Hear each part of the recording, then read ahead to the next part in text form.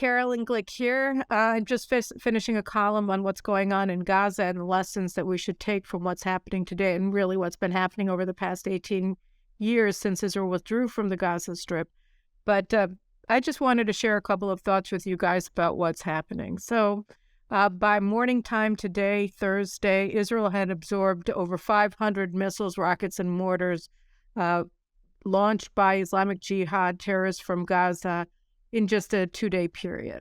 And that's in addition to the 100 that they launched against Israel last week.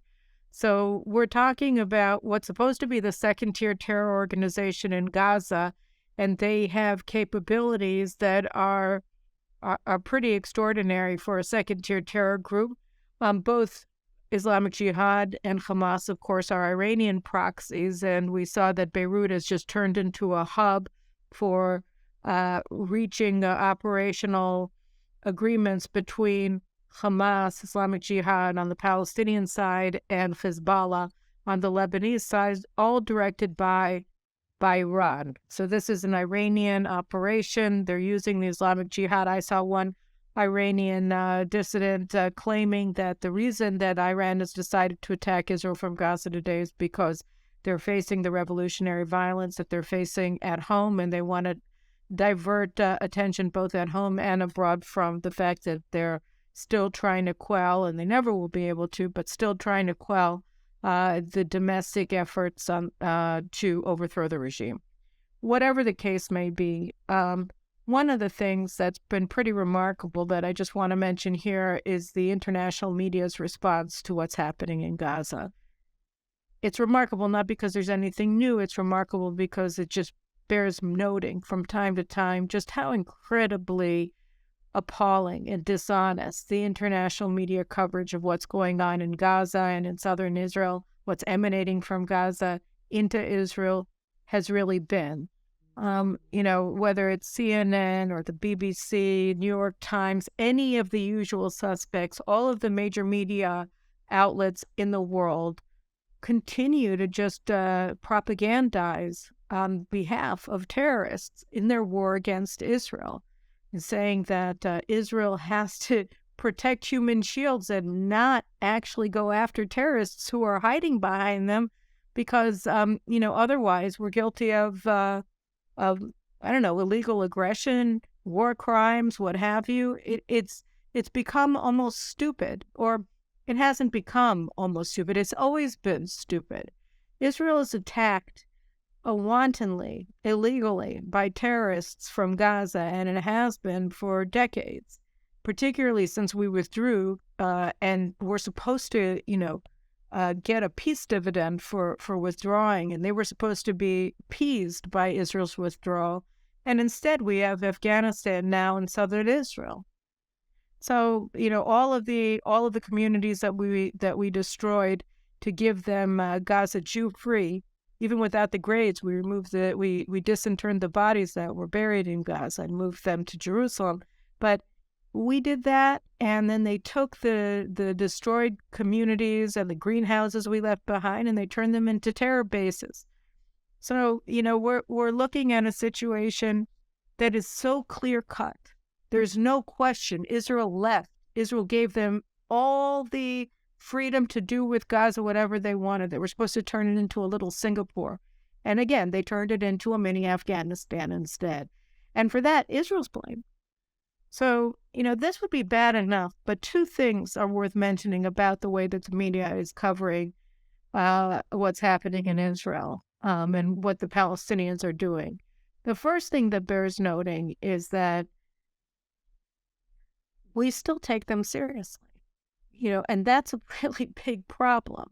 The fact that any of these media outlets that are openly propagandizing for terrorist organizations are still taken seriously and still viewed as credible is really a horrible statement on us, on the viewing public, that people countenance them. They look to them for answers, for news. They're not giving us any news. They're only giving us propaganda. And it's deeply, deeply hateful towards Jewish people because it's saying that terrorists who want to annihilate the Jewish state and commit genocide, destroy all of all of the country, kill all of the Jews in Israel, and that they're acting as proxies for Iran, the greatest state sponsor of terrorism in the world, a regime that's actively promoting the annihilation of Israel in the diplomatic arena and developing the means to carry out that annihilation with their nuclear weapons program. And yet here we have the media acting as their flags, acting as their advocates, and attacking Israeli spokesmen for representing a country that dares to defend itself from this aggression. So that's one thing. I guess we could say shame on us or shame on the people that give them ratings. The other thing is that there's been the continued demonization of Israel has had a devastating effect. It's had a devastating effect. In 2005, when we withdrew, you didn't have BDS on campus. It was a rare voice among university professors who claimed that Israel had no right to exist. Today, everybody does. Today, you're canceled on college campuses if you support Israel. You have student clubs that won't have anything to do with Jewish student clubs that are Zionist, and you have a whole cottage industry of Jewish organizations. It's not even a cottage industry anymore. It's a massive industry of Jewish progressive organizations that work in cahoots with pro-terror Arab organizations, Muslim students organizations, as their fig leaves to say that Israel indeed has no right to exist. So, this is devastating. Yesterday on Capitol Hill, Rashida Tlaib, after Speaker Kevin McCarthy banned her from holding a Nakba event, bemoaning Israel's existence and decrying it as a crime against humanity, he banned her from doing that at the Congressional Visitor Center. But Senator Bernie Sanders let her do it at the Senate side. And whereas Speaker McCarthy wouldn't allow her to do it, Senate Majority Leader Chuck Schumer is cowed by the progressive wing of his party, and he did nothing to block Rashida Tlaib from holding an openly anti-Semitic, pro-genocide event in the United States Senate. So this has been just devastating. And I think that the most important thing that we have to learn is that you can't stand down. We keep thinking, well, maybe they're not, maybe we can just reach an agreement either with the Palestinians or with the media that propagandizes for them, that serves as their propaganda arm. Maybe we can convince them of the justice of our cause by agreeing to establish another Palestinian terrorist state in Israel's heartland, in Judea and Samaria. Maybe we are in the wrong. Well, we're all for peace. We just want to come together and all of the rest of it, and just stand with us because we want peace. We have to see, though, that that's what we did in 2005. That's what we've been saying all along. Israel has always wanted peace, but the other side wants to annihilate Israel, and they're open about it now. Their flags in the West are open about it now, and we have to view this as a moment of clarity. There's nobody that's going to stand up for Israel if Israel doesn't stand up for itself, and we can't give an inch here. We gave all of Gaza and what we had from the second tier guys over a 24-hour period. It was over 500 rockets, missiles, and mortars raining down into Israel's city. And we're supposed to be careful because we don't want Hamas to get involved because it'll be much, much worse.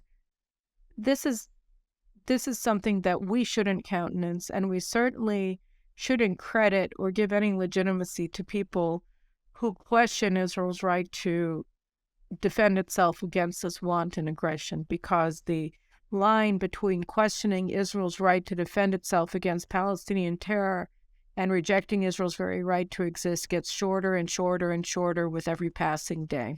We just have to say enough is enough, and do what we need to do in order to defend ourselves in the media and on the ground. So those are my thoughts right now, and more detailed explanation both in my column this week and then next week in the Caroline Glick Show. Take care.